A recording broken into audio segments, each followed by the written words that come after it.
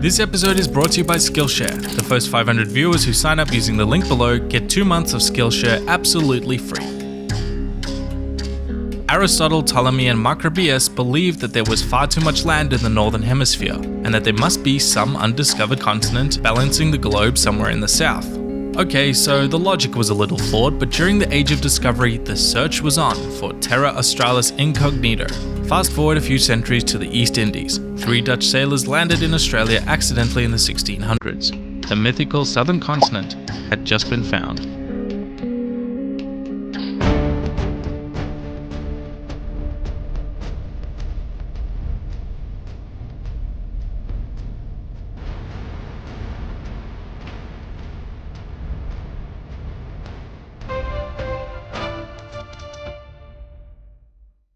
Australia was the last of the New World to be discovered, because let's be honest, nobody cares about Antarctica. Australia was of course already inhabited. Indigenous Australians, also known as, had a population of between 300 and 700,000 by modern estimates. Early contacts with these tribes were as often peaceful as they were violent.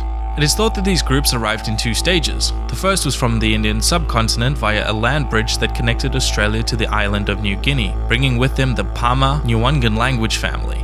The second wave was much later and may have been groups related to the Austronesians of Indonesia. Their culture and history was preserved through the oral tradition. The Dutch named the island New Holland after the county of Holland in the Netherlands, but it wasn't until the British landed on the east coast and named it New South Wales that Europeans began to settle. Landing in Port Jackson on the 26th of January 1788, hey, that's today, the so-called First Fleet arrived to found the colony of Sydney, with the intention of using the labour of prisoners to achieve wealth for Britain. However, contrary to Australia's convict founding myth, less than half of this First Fleet were actually convicts. In the 1800s, Australia was circumnavigated, mapped, and new colonies started springing up all over. Hobart, Newcastle, Launceston, Port Macquarie, Brisbane and Melbourne, with dozens of penal centres. Adelaide and Perth were founded as free settlement cities, but the latter was made into a penal colony after it failed to grow naturally. As the Europeans expanded, the frontier wars began with the Aboriginals, many of whom were hostile to the foreign invaders. Most famously, the Black War of Tasmania, which nearly wiped out the indigenous Tasmanians. But far more destructive to the Aboriginals was smallpox, which killed tens of thousands. Australia's growth would stagnate until the 1850s gold rush, which drew hundreds and thousands of settlers from all around the world in search for wealth, particularly in New South Wales and what would become Victoria. This would forever change Australia's character, with new free settlers overshadowing its convict past, bringing with them their ideas of European Enlightenment, the American self-determinism, and the Chinese hatred for the British.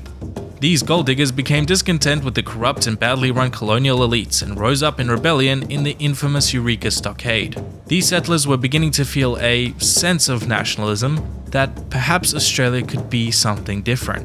The winds of change were on Terra Australis, and soon, large-scale trade unions developed in Australia's largely working-class population from the ideas of orthodox Marxists. Trade unions still hold a significant influence over Australian politics today. But let's not forget the rift that had been forming between Australia and Australians, the government and its people. Thousands of ex-convicts were being released each year, most of them turning to civil jobs, but a sizable minority turned to Australia's bushy frontier for freedom and profits. Policing was harsh, but order couldn't reach far enough. Outside of the cities, only personal gain and wealth could drive law enforcement. Money would change hands and lips were sealed. In this climate, an Australian icon was born, Ned Kelly. Famous for his tin hat Robin Hood thievery, infamous for his cop killing and town raids, and recognisable everywhere for that nifty bulletproof suit. For more on one of the most well-known cornerstones of Australian folklore, come to my channel, Feature History, and check out my video on Old Ned. Okay, so besides bulletproof suits or whatever, most Aussie colonies were granted self-governing status and united to form the Commonwealth of Australia in 1901, a dominion of the British Crown. The new Australian government was very quick to open up a new dark chapter in Aboriginal history, the infamous Stolen Generation. Beginning in 1905, the government began rounding up half-castes, a term which is now highly offensive, and settled them into white families with the intention of breeding out their Aboriginal blood, in a form of cultural genocide. Abuses of these children were also rampant. which is a rather depressing segue into the White Australia policy, a set of strict settlement acts which restricted immigration from anyone who wasn't British or Northern European up until about the Second World War. As a British colony, Australia would unilaterally declare war on Germany during the First World War, forming the Australia and New Zealand Army Corps, or ANZACs. The young nation was sent headfirst into war. Around 500,000 soldiers volunteered, or nearly 1/10 of the total population. The baptism of fire came during the Gallipoli campaign, when more than 8,000 men lost their lives in the failed invasion of Turkey, an event etched into the memory of the Australian zeitgeist.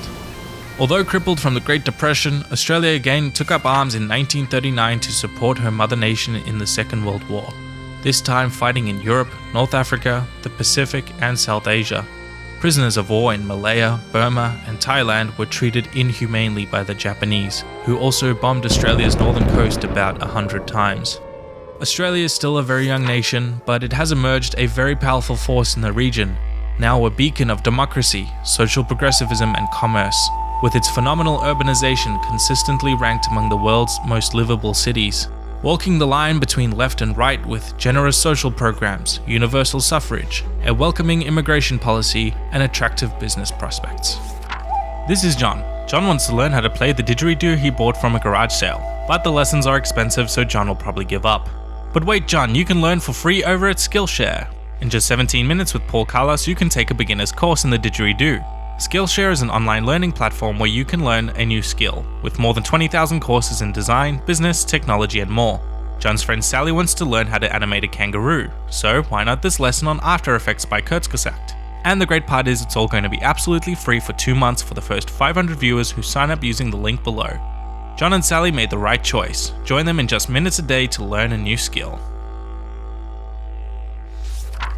Support the show on Patreon to vote for the next episode or download some of the artwork used in the videos. Thank you for watching. Until next time.